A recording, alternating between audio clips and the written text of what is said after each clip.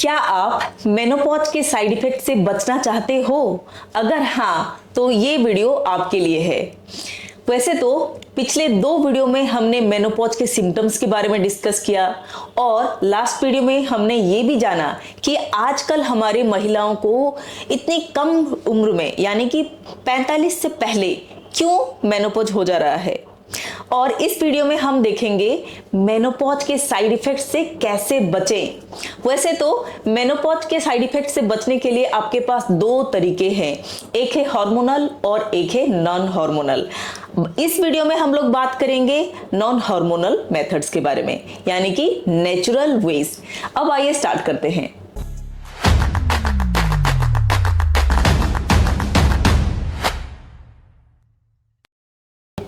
Point number 1, regular exercise. अगर आप daily exercise करते हो तो आपका जो बोन लॉस है वो हो जाएगा कम और ऑस्टियोपोरोसिस नहीं होगा। बहुत सारे पोस्ट मेनोपॉजल लेडीज होते हैं, उनको बहुत सारे फ्रैक्चर्स होते रहते हैं। ये क्यों होता है? ऑस्टियोपोरोसिस की वजह से होता है। तो अगर आप डेली एक्सरसाइज करते हो तो आपके बोन स्ट्रांग होंगे, आपके जो जॉइंट्स हैं वो हेल्दी होंगे, तो आपको फ्रैक्चर्स कम होगा। इसीलिए डेली एक्सरसाइज सारे मेनोपॉजल लेडी को करना चाहिए।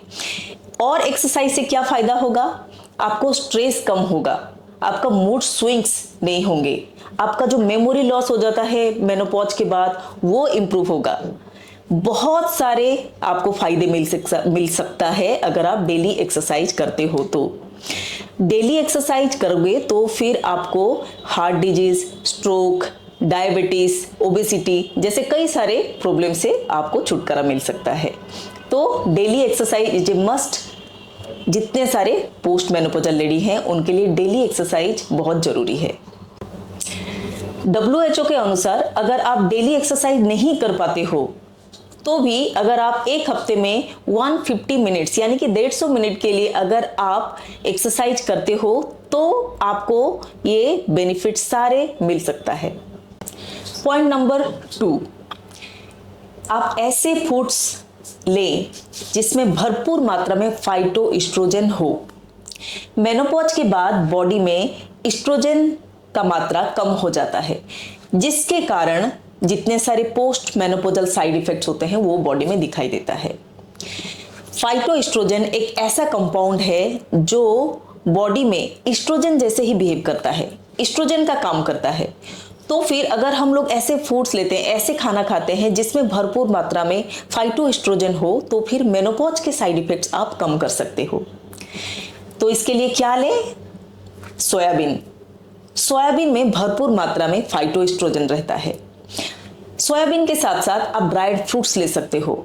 ड्राइड फ्रूट्स भी एक रिच सोर्स है फाइटोएस्ट्रोजन का।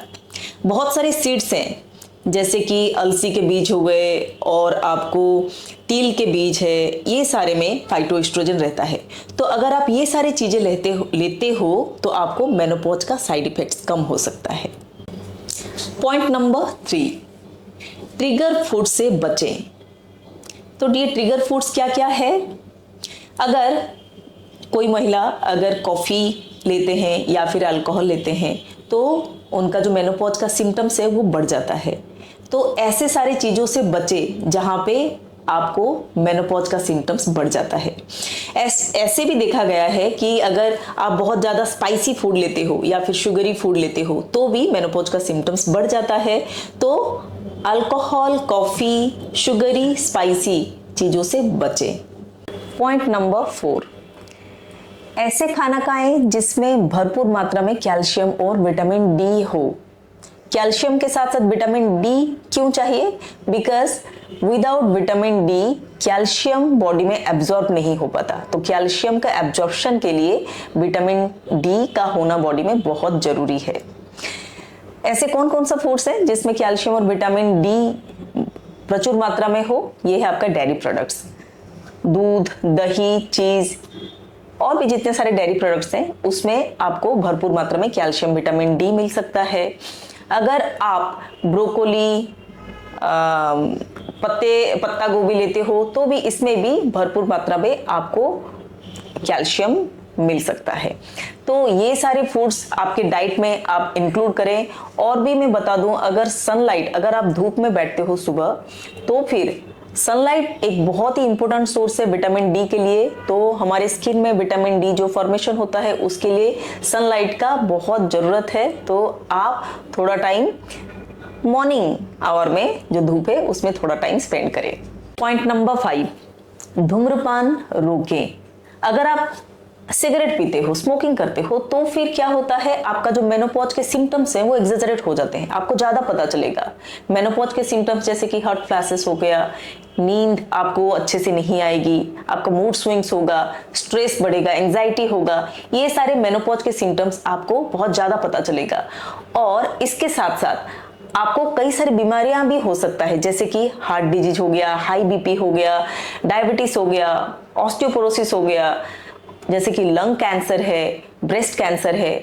तो ये सारे बीमारियों से अगर आप बचना चाहते हो तो आपको पेरी मेनोपॉज के टाइम पे, यानी कि आपको मेनोपॉज नहीं हुआ है, होने वाला है, ये जो ट्रांजिशन फेज होता है, इस टाइम पे आपको स्मोकिंग रोकना पड़ेगा, आपको सिगरेट पीना बंद करना पड़ेगा। तब जाके आपका जो पोस्ट मेनोपॉज पार्ट है वो आपको ये सारे सिम्टम से राहत मिल सकता है। मैं आशा करती हूँ कि ये वीडियो आपके लिए इंफॉर्मेटिव रहा हो। ये वीडियो को आप अपने फ्रेंड्स और फैमिली मेंबर्स के साथ जरूर शेयर कीजिए। ऐसे ही महिलाओं के स्वास्थ्य संबंधित इंफॉर्मेटिव वीडियो के लिए आप इस चैनल को जरूर सब्सक्राइब करें। Thank you very much.